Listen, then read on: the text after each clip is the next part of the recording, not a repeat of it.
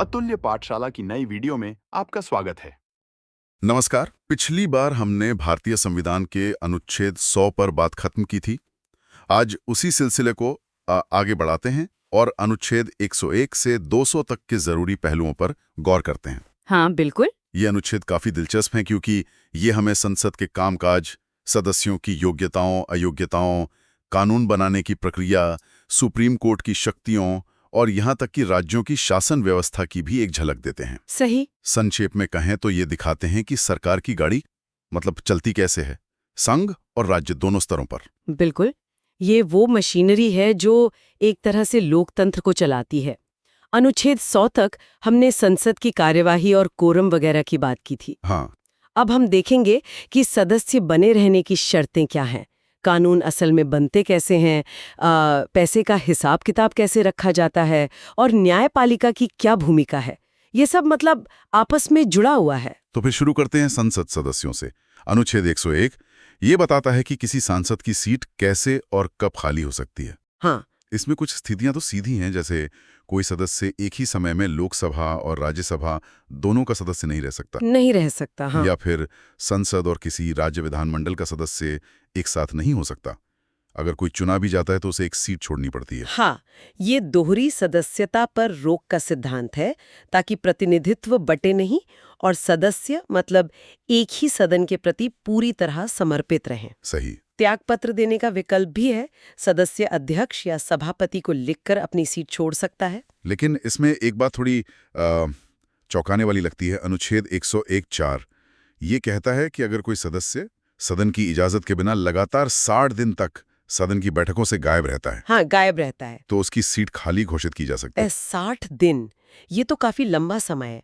फिर भी ये नियम क्यों? देखिए, ये नियम इसलिए है ताकि ये सुनिश्चित किया जा सके कि सांसद अपनी जिम्मेदारियों को गंभीरता से लें और सदन की कार्यवाही में सक्रिय रूप से भाग लें। अच्छा, जनता उन्हें चुनकर भेजती है तो उनसे अपेक्षा की जाती है कि वे सदन में मौजूद रहें।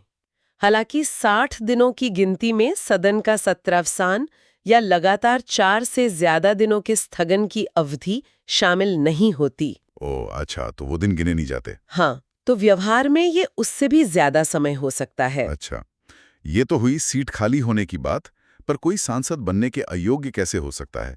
अनुच्छेद 102 इसी के बारे में है ना? सही कहा। अनुच्छेद 102 कुछ आधार बताता है।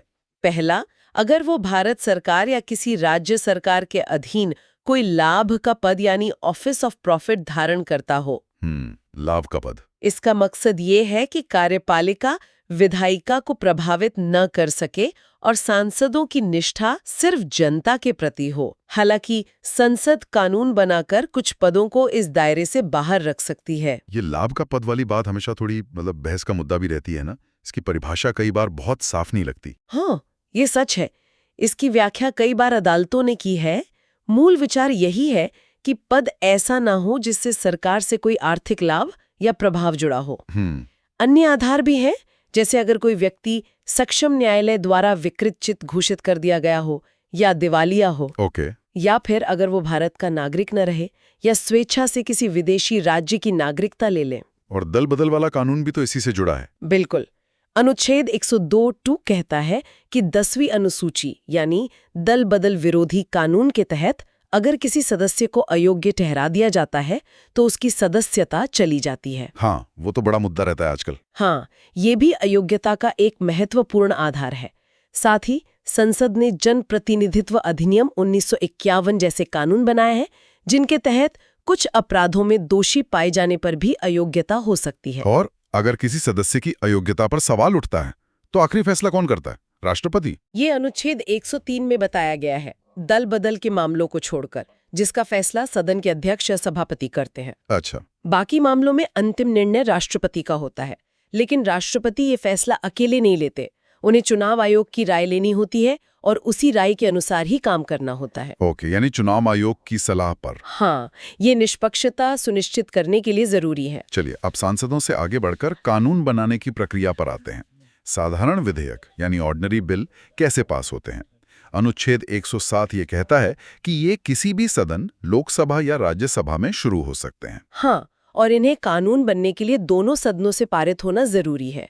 लेकिन कई बार ऐसा होता है कि दोनों सदनों में किसी बिल को लेकर सहमति नहीं बन पाती। हाँ, अटक जाता है मामला। हाँ, एक सदन पास कर देता है, दूसरा उसमें संशोधन कर देता है जिसे पहला सदन नहीं मानता, या दूसरा सदन उसे 6 महीने से ज्यादा रोक कर रखता है।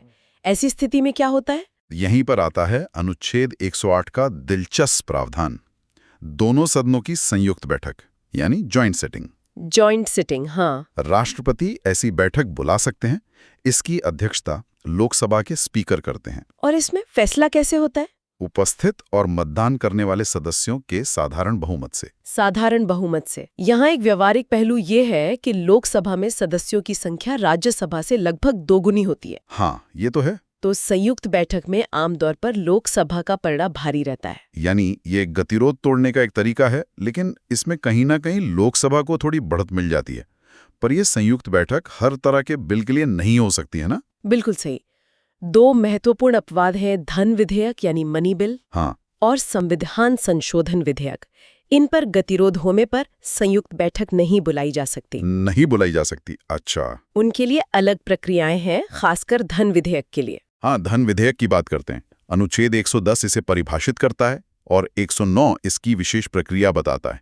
ये इतना खास क्यों है? धन विधेयक देखिए सीधे सरकार के वित्तीय मामलों से जुड़ा होता है, जैसे टैक्स लगाना या हटाना, सरकार का उधार लेना, भारत की संचित निधि से पैसा निकालना वगैरह। यानी पैसे से जुड़ा। हाँ, संविधान निर्माताओं ने वित्तीय मामलों में लोकसभा, जो सीधे जनता द्वारा चुनी जाती है, उसको ज्यादा शक्ति दी है। कैसे? क्या है वो विशेष प्रक्रियाएं? पहली बात, धन विधेयक केवल लोकसभा में ही पेश किया जा सकता है, राज्यसभा में नहीं। सिर्फ लोकसभा में? हाँ। दूसरी, इसे पेश करने से पहले राष्ट्रपति की सिफारिश जरूरी होती है। तीसरी, जब लोकसभा इसे पास कर देती है तो ये राज्यसभा के पास जाता है। राज्यसभा इसमें संशोधन नहीं कर सकती, सिर्फ सिफारिशें दे सकती है। सिर्फ सिफारिशें? और उसके पास टाइम कितना होता है? उसके पास इसके लिए सिर्फ 14 दिन होते हैं। सिर्फ 14 दिन? हाँ, और अगर राज्यसभा सिफारिशें देती है तो के लिए पूरी तरह से स्वतंत्र है। अच्छा, माने या ना माने? हाँ, अगर लोकसभा सिफारिशें नहीं मानती तब भी बिल उसी रूप में पास माना जाता है जैसा लोकसभा ने मूल रूप में पास किया था। और अगर राज्यसभा 14 दिन में बिल वापस नहीं भेजती तो भी उसे दोनों सदनों से पास मान लिया जाता है। अरे वाह! तो आप देख सकते हैं वित्तीय मामलों में अंतिम शक्ति लोकसभा के पास ही है। ये तो वाकई लोकसभा को काफी ताकत देता है। अच्छा, जब बिल दोनों सदनों से पास हो गया या धन विधेयक के मामले में लोकसभा से तय प्रक्रिया के तहत पास मान लिया गया, तो फिर वो कानून कैसे बनता है? राष्ट्रपति की भूमिका आती है अनुच्छेद 111 के तहत। हाँ, कोई भी विधेयक राष्ट्रपति की सहमति के बाद ही कानून बनता है। राष्ट्रपति के पास आप कह सकते हैं 3 मुख्य विकल्प होते हैं। 3 विकल्प? पहला, विधेयक पर अपनी सहमति दे दें, असेंट, बिल कानून बन गया। ठीक है। दूसरा, सहमति रोक लें, विद होल्ड असेंट, इसे एब्सोल्यूट वीटो कहते हैं, बिल वहीं खत्म हो जाता है। ये आमतौर पर गैर सरकारी विधेयकों या कुछ विशेष परिस्थितियों में होता है। तीसरा, विधेयक को, अगर वो धन विधेयक नहीं है, पुनर्विचार के लिए सदनों को वापस भेज दें, रिटर्न फॉर रिकंसिडरेशन, इसे सस्पेंसिव वीटो कहते हैं। और अगर सदन उसे दोबारा पास कर दे तब? शायद संशोधनों के साथ या बिना संशोधनों के। हाँ, चाहे जैसे भी पास करे, तब राष्ट्रपति के लिए उस पर सहमति देना बाध्यकारी हो जाता है, वो उसे दोबारा नहीं रोक सकते। अच्छा, तब तो देना ही पड़ेगा। हाँ, एक और स्थिति भी होती है जिसे कई बार पॉकेट वीटो कह देते हैं, यानी राष्ट्रपति बिल पर न सहमति दें, न रोके, न वापस भेजें, बस अनिश्चित काल के लिए अपने पास रख लें। अरे, कोई टाइम लिमिट नहीं है। संविधान में इसके लिए कोई समय सीमा नहीं दी गई है। ये तो दिलचस्प है। चलिए अब आगे बढ़ते हैं वित्तीय मामलों की प्रक्रिया पर।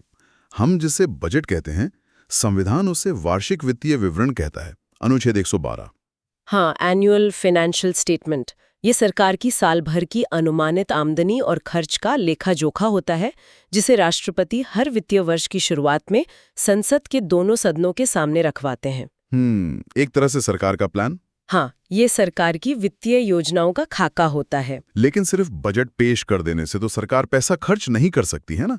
उसके लिए क्या चाहिए? उसके लिए चाहिए विनियोग विधेयक यानी एप्रोप्रिएशन बिल का पास होना। अनुच्छेद 114 के तहत। ये बहुत महत्वपूर्ण है। क्यों? देखिए, भारत की संचित निधि यानी कंसोलिडेटेड फंड ऑफ इंडिया, वो सरकारी खजाना जहां सारा राजस्व जमा होता है, उससे 1 रुपया भी बिना संसद की मंजूरी के नहीं निकाला जा सकता। 1 रुपया भी नहीं? नहीं, ये मंजूरी इसी विनियोग विधेयक के जरिए मिलती है। ये कार्यपालिका पर विधायिका के वित्तीय नियंत्रण का, आप कह सकती हैं, सबसे बड़ा साधन है। बिना संसद की अनुमति के सरकार खर्च नहीं कर सकती। यानी संसद ही तय करती है कि पैसा कहाँ और कितना खर्च होगा। पावरफुल टूल है ये तो। और फिर वित्त विधेयक यानी फाइनेंस बिल भी होते हैं, अनुच्छेद 117, उनका क्या काम है? वित्त विधेयक आमतौर पर बजट में प्रस्तावित टैक्स वगैरह के प्रावधानों को कानूनी रूप देने के लिए लाए जाते हैं। अच्छा, टैक्स वाले कानून। हाँ, ये भी धन विधेयक की तरह ही ज्यादातर लोकसभा में पेश होते हैं और वित्तीय नियंत्रण सुनिश्चित करते हैं। मूल बात यह है कि पैसे के मामले में संसद, खासकर लोकसभा, का नियंत्रण मजबूत रखा गया है। ठीक है। अब विधायिका और कार्यपालिका से हटकर न्यायपालिका के शिखर पर चलते हैं, सर्वोच्च न्यायालय, सुप्रीम कोर्ट। अनुच्छेद 124 इसकी स्थापना की बात करता है। हाँ, अनुच्छेद 124 में सर्वोच्च न्यायालय के गठन, न्यायाधीशों की नियुक्ति, उनकी योग्यता। हाँ, क्या योग्यता चाहिए? जैसे भारत का नागरिक होना, कम से कम 5 साल हाईकोर्ट जज या 10 साल वकील का अनुभव, और उन्हें हटाने की कठिन प्रक्रिया जो महाभियोग जैसी है, इन सब का जिक्र है। ये सब प्रावधान न्यायपालिका की स्वतंत्रता सुनिश्चित करने के लिए हैं। बिल्कुल। और अनुच्छेद 129 कहता है कि सुप्रीम कोर्ट अभिलेख न्यायालय यानी कोर्ट ऑफ रिकॉर्ड होगा। इसका क्या मतलब है? इसके 2 मुख्य मतलब हैं। पहला, सुप्रीम कोर्ट के फैसले और कार्यवाही रिकॉर्ड के तौर पर रखे जाते हैं और उनका मतलब प्रामाणिक मूल्य होता है। देश की बाकी सभी अदालतें इन फैसलों को मानने के लिए बाध्य हैं। अच्छा, सब पर लागू। हाँ, ये एक तरह से कानून का ही दर्जा रखते हैं। दूसरा, कोर्ट ऑफ रिकॉर्ड होने के नाते सुप्रीम कोर्ट को अपनी या अपने अधीनस्थ न्यायालयों की अवमानना यानी कंटेम्प्ट ऑफ कोर्ट के लिए दंड देने की शक्ति भी है। ओहो, कंटेम्प्ट पावर भी। हाँ, ये अदालत की गरिमा और फैसलों का पालन सुनिश्चित करने के लिए जरूरी है। सुप्रीम कोर्ट के कामकाज के दायरे यानी उसके क्षेत्राधिकार, यूरिसडिक्शंस की भी बात कर लेते हैं। ये काफी व्यापक लगता है। बिल्कुल। मोटे तौर पर इसके कई क्षेत्राधिकार हैं। पहला है आरंभिक अधिकारिता, ओरिजिनल जुरिस्डिक्शन, अनुच्छेद 131। ओरिजिनल मतलब कुछ मामले ऐसे हैं जो सीधे सुप्रीम कोर्ट में ही शुरू हो सकते हैं, निचली अदालतों में नहीं, जैसे केंद्र और राज्यों के बीच या 2 या ज्यादा राज्यों के बीच के विवाद। अच्छा, फेडरल मामले। हाँ, ये संघीय ढांचे के संतुलन के लिए महत्वपूर्ण है। दूसरा है अपीलीय अधिकारिता, एपेलेट जुरिस्डिक्शन, अनुच्छेद 132 टू 134। ये सबसे ज्यादा इस्तेमाल होता है। अपील वाले केस। हाँ। हाई कोर्ट के फैसलों के खिलाफ संवैधानिक, दीवानी यानी सिविल और फौजदारी यानी क्रिमिनल मामलों में अपील सुनने का अधिकार। ये सुनिश्चित करता है कि कानून की व्याख्या पूरे देश में एक समान हो। ठीक है। तीसरा है सलाहकारी अधिकारिता, एडवाइजरी जुरिस्डिक्शन, अनुच्छेद 143। ये अनोखा है। अगर राष्ट्रपति को लगता है कि कानून या तथ्य का कोई सार्वजनिक महत्व का प्रश्न उठ गया है, तो वो उस पर सुप्रीम कोर्ट की राय मांग सकते हैं। हालांकि ये राय मानना राष्ट्रपति के लिए बाध्यकारी नहीं है। मतलब सलाह है, आदेश नहीं। हूबहू। और चौथा है पुनर्विलोकन की शक्ति, रिव्यू पावर, अनुच्छेद 137। सुप्रीम कोर्ट अपने ही दिए गए फैसलों की समीक्षा कर सकता है अगर उसे लगता है कि कोई गलती हुई है या न्याय के लिए ऐसा करना जरूरी है। अपने ही फैसले बदल सकते। अब समीक्षा कर सकता है। हाँ। और एक अनुच्छेद 142 भी है जिसकी काफी चर्चा होती है जी। पूर्ण न्याय करने की शक्ति। ये क्या है? हाँ, अनुच्छेद 142 सुप्रीम कोर्ट को एक असाधारण शक्ति देता है कि वो किसी भी मामले में पूर्ण न्याय यानी कंप्लीट जस्टिस करने के लिए कोई भी जरूरी आदेश जारी कर सकता है। कोई भी आदेश? हाँ, जो उसे उस मामले में न्याय के लिए जरूरी लगे। कई बार जब मौजूदा कानून या प्रक्रिया किसी विशेष स्थिति में न्याय सुनिश्चित करने के लिए अपर्याप्त लगती है, तो कोर्ट इस शक्ति का प्रयोग करता है। अच्छा। यह दिखाता है कि सुप्रीम कोर्ट सिर्फ कानून की व्याख्या ही नहीं करता, बल्कि न्याय सुनिश्चित करने के लिए सक्रिय भूमिका भी निभाता है। वो संविधान का अंतिम संरक्षक है एक तरह से। बिल्कुल। न्यायपालिका के बाद अब एक और महत्वपूर्ण संवैधानिक पद पर आते हैं, भारत के नियंत्रक महालेखा परीक्षक यानी CAG, controller and auditor general, अनुच्छेद 148। हाँ, CAG। ये सार्वजनिक धन का संरक्षक, guardian of the public purse भी कहा जाता है। सही कहा। CAG की नियुक्ति राष्ट्रपति करते हैं और इनकी स्वतंत्रता सुनिश्चित करने के लिए इन्हें हटाने की प्रक्रिया भी सुप्रीम कोर्ट के जज जैसी ही कठिन है। अच्छा, काफी सिक्योर पोस्ट है। हाँ, इनका मुख्य काम है भारत सरकार और सभी राज्य सरकारों के खर्चों का ऑडिट करना। ये देखना कि जो पैसा संसद या विधानसभा ने जिस काम के लिए मंजूर किया था वो सही तरीके से वहीं खर्च हुआ या नहीं, कहीं कोई फिजूल खर्ची या गड़बड़ी तो नहीं हुई। और ये अपनी रिपोर्ट किसे देते हैं? केंद्र सरकार के खातों की ऑडिट रिपोर्ट राष्ट्रपति को और राज्य सरकारों की रिपोर्ट संबंधित राज्यपाल को। और फिर वो रिपोर्ट राष्ट्रपति और राज्यपाल फिर इन रिपोर्ट्स को संसद और राज्य विधानमंडलों के सामने रखवाते हैं। संसद की लोकलेखा समिति यानी PSC जैसी समितियां इन रिपोर्ट्स की जांच करती हैं और सरकार से जवाबदेही मांगती हैं। अच्छा, तो ये चेकिंग मैकेनिज्म है। हाँ, तो CAG वित्तीय प्रशासन में पारदर्शिता और जवाबदेही सुनिश्चित करने वाली एक बहुत महत्वपूर्ण कड़ी है। इनकी रिपोर्ट से कई बार बड़े मुद्दे सामने आए हैं। बिल्कुल। चलिए, अब केंद्र की संरचना से राज्यों की ओर मुड़ते हैं। संविधान का भाग 6 राज्यों के बारे में है। अनुच्छेद 153 कहता है कि हर राज्य का एक राज्यपाल यानी गवर्नर होगा। हाँ, राज्यपाल राज्य की कार्यपालिका का प्रमुख होता है, ठीक वैसे ही जैसे राष्ट्रपति केंद्र के। इनकी नियुक्ति राष्ट्रपति करते हैं, अनुच्छेद 155। केंद्र सरकार करती है, मतलब राष्ट्रपति के नाम पर। हाँ, और ये राष्ट्रपति के प्रसाद पर्यंत पद धारण करते हैं।